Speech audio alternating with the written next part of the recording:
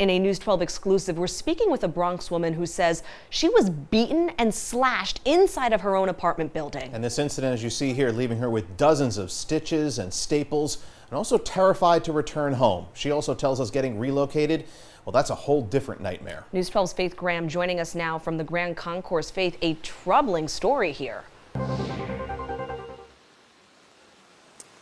Yes, Amanda, Kurt, it is quite the disturbing story, and when you see her wounds, you may understand why. Janay Frazier lives here on Grand Concourse, but ever since Tuesday, she's been hiding out at her mother's in Queens, afraid to come home. She tells us this all started on Tuesday when she got into a verbal argument with her female neighbor, whose boyfriend then got involved. Fraizer says she had just got finished dropping off her son at school and was on her way back home in the building lobby when the boyfriend confronted her. Seconds later, she says he took out a weapon and started slashing her. And he just turned back, and he went to cut my face. And he cut my whole arm off.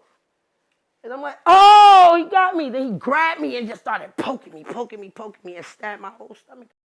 Fraizer says she managed to break free while blood poured from her wounds. She tells us she ran to her neighbors who called 911. Police later arrived and she was rushed to the hospital where she received dozens of staples and stitches. The slashes still visible across her face, arm, and stomach tonight.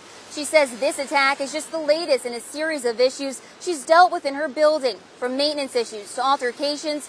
She says this was the breaking point, and as she was in the hospital, all she could think about was making it home to her son. I got rushed to trauma. They cut my clothes off, 40 doctors. I'm in there like, I was scared, and I was scared like my son's birthday next week. I'm like, my son. Frazier tells us she's still not sure when she will feel safe to return home. She's in the process of trying to relocate.